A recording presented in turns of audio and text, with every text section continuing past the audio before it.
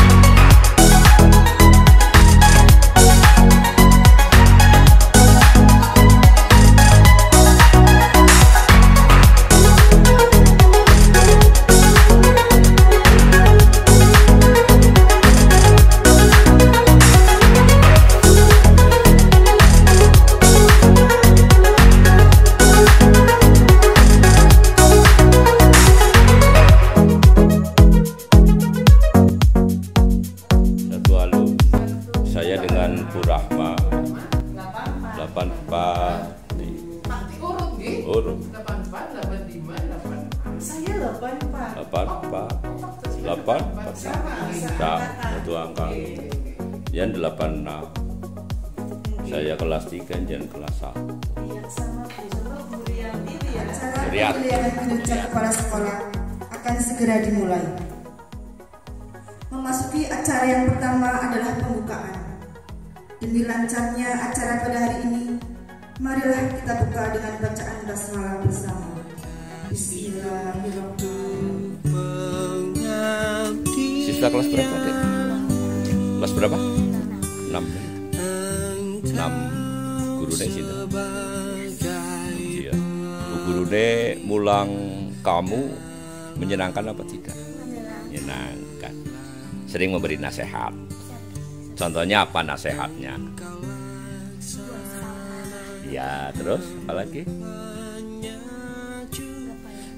Nggak boleh nakal. Terus apa lagi? Ayo. Tugas tepat waktu. Terus apa lagi? Belajar dengan iya. Kamu sekolah tidak main-main kan? Punya cita-cita. Cita-cita kamu jadi apa? Tentara bagus, saya dukung, luar biasa. Kamu guru luar biasa, pekerjaan yang luar biasa. Kalau jadi tentara kamu sering olahraga ya, jadi guru juga sering, dan yang penting belajar juga. Walaupun tidak ada tugas, kamu membaca buku, itu namanya ini, coba seperti ini ya. Ini namanya GLS, apa anak-anak? Gerakan Literasi Sekolah. Apa namanya? Gerakan Literasi Sekolah. Guru dan murid harus rajin membaca buku. Buku apa saja dibaca. Juga membaca program harian. Contohnya pekerjaan harian apa saja?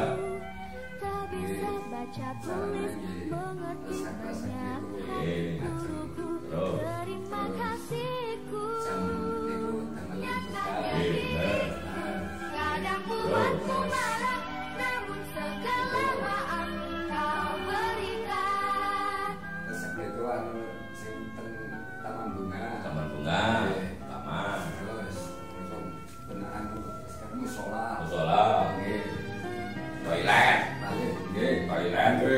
Timbali bobo itu ini job. Karena klub ya.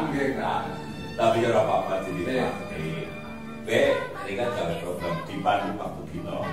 Kan programnya lagi ya, program harian ya. Lo mingguannya apa? Bulanannya apa? Ada program harian rutin ya waktu Dino. Anak program yang baru. Tak bisa baca tulis mengerti banyak terima kasihku. Saya beri standar pembiayaan ya. Padahal kita di dalam standar nasional pendidikan kan ada 8 standar ya, iya kan? Aturan terbaru itu pertama standar apa itu? Yang pertama standar kompetensi lulusan, Ya. yang kedua standar isi atau kurikulum, yang ketiga standar pendidikan dan tindakan kependidikan, yang keempat standar proses, kelima standar sarana dan prasarana, yang keenam standar pembiayaan, yang ketujuh standar pengelolaan, dan yang terakhir kedelapan itu standar penilaian. Nah, walaupun ditanyakan standar pembiayaan, tapi seluruh standar pasti ada peraturan. Nah, dicari nanti seperti ini di print out, dimasukkan ke dalam kotak khusus, misalnya ditulis peraturan tentang kependidikan. Bukan hanya 8 standar, yang lain juga semuanya, Mbak ya. Jadi nanti ketika jenengan akan melihat seperti tentang aturan standar penilaian, lihat situ ke Penakot atau kalau tidak.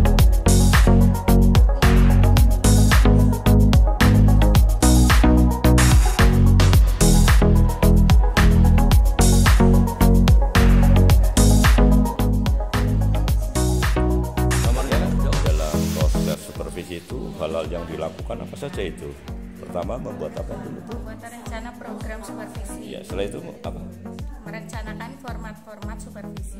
Format yang harus disiapkan meliputi apa saja itu? Ada RPP, Ya. PPM, penilaian, Ya. ekskul, dan kegiatan lainnya. Iya. Jadi selama ini paradigmanya bukan hanya PPM saja, yang lain. Setelah ada format terus diapakan? Mereka mau diapakan?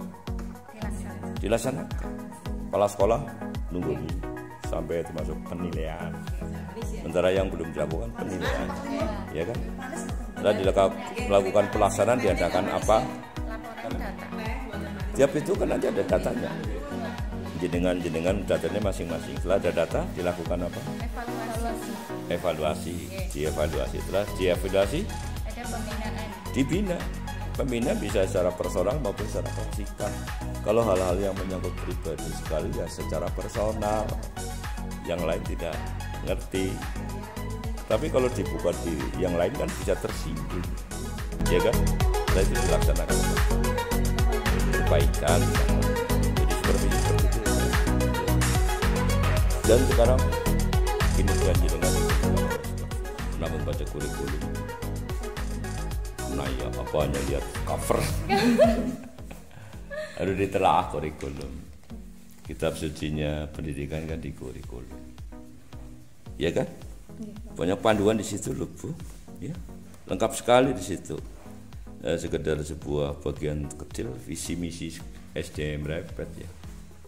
Jadi dari guru pirang tahun, Bu? Baru 2 tahun. Ke visi ini SDM Repet apa? Apal apa tidak? Terwujudnya peserta didik yang berakhlak mulia, terampil, berprestasi dan mandiri demi terwujudnya profil pelajar Pancasila. Berarti Seperti ada itu. berapa indikator tadi? Pertama, Ada berakhlak mulia, ya 1. terampil, Ya. berprestasi, mandiri. Ya, Jadi 4. sekarang jargonnya kan P5, P5 ya, profil pelajar Pancasila. itu P3. Kalau P5 itu project penguatan profil pelajar. Itu visi. Setelah visi kita ada apa, Mbak? Ada Misi. Ya. Ini guru yang baru ini ngerti misi aja itu merepet apa lagi? Apa misinya? Misi SDM Negeri 1 Repet yang pertama adalah meningkatkan keimanan dan ketakwaan kepada Tuhan Yang Maha Esa. Itu yang pertama. Untuk yang kedua, mengembangkan pengetahuan dan keterampilan siswa melalui kegiatan inovatif, kreatif, efektif, dan menyenangkan. Yang ketiga, membangun lingkungan sekolah yang bertoleransi dalam kebinekaan global, mencintai kebudayaan lokal dan mencintai gotong royong. Yang keempat, mengembangkan kemandirian, nalar kritis dan kreatif yang memfasilitasi keragaman minat dan bakat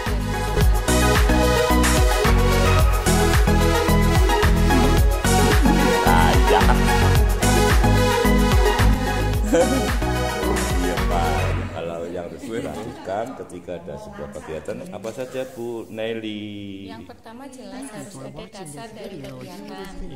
Yang kedua kita susun kepanitiaan. Yang ketiga adanya surat undangan. Keempat daftar hadir. 5 berita acara. Keenam notulen. 7 dokumen kegiatan dan 8 pelaporan. Jangan lupa pelaporan ya. Siapa yang melaporkan misalnya yang ketua, sekretaris melaporkan ke kepala sekolah.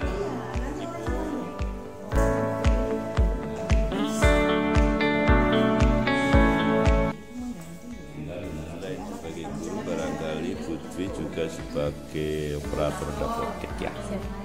Jadi bidang tugas operator dapodik apa saja?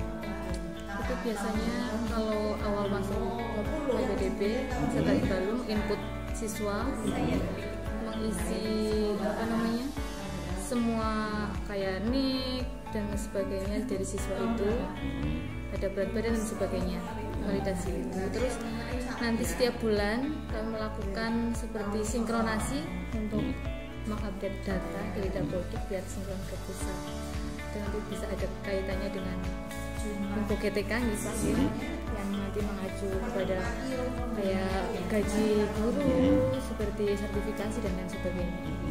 Itu biasanya 3 bulan sekali. Dan sarana prasarana juga ada. Pernah mengalami cut off belum ya? Syukur buatilah, jangan sampai salah data Mbak. Isi apa adanya ya, jangan dimanipulasi ya. Mengejar nilai A di akreditasi apa adanya, nanti kita dapatkan.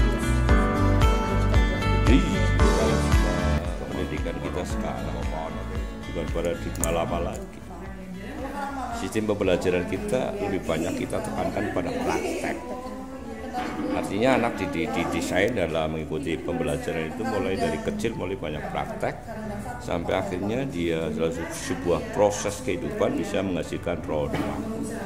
Jadi menurut panjenengan pembelajaran kita sekarang presentasinya gimana, Pak?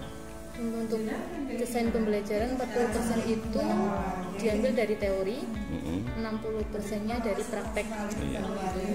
Dulu kegiatan kan ada prakteknya ya Mbak? Ada.